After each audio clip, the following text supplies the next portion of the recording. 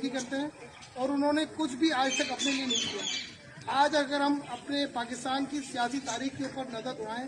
تو اس کے اندر ہمیں ہر جگہ کہیں کسی کا بیٹا نظر آئے گا، کہیں کسی کا بھائی نظر آئے گا، کہیں کسی کا شوہر نظر آئے گا، مختلف رشتہ دار جو نسل در نسل سیاست کر رہے ہیں ہمیں وہ نظر آئیں گے۔ واحد ایک ایم کیو ایم ایسی جماعت ہے جس کے اندر ہمیں الطاف حسین بھائی کا نہ کوئی بیٹا،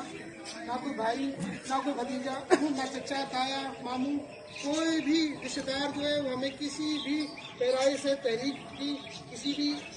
عہدے کے اوپر یا کسی بھی سرکاری اور غیر سرکاری منصب پہ ہمیں نظر نہیں آئے گی۔ یہ اس چیز کا واضح منہ بولتا ثبوت ہے کہ الطاف حسین بھائی نے جو تحریک کی ابتدا کی تھی مظلوم و محروم 98% مظلوم و متوسط طبقے کی رہنمائی کے لیے اور ان کے حقوق کی سربلندی کے لیے وہ آج تک اپنی اس بات پہ قائم ہو گئے ہیں۔ تو ہمیں اللہ کا لاکھ لاکھ شکر ادا کرنا چاہیے کہ اللہ تعالیٰ نے ہمیں ایسا سچا ثابت قدم اور مخلص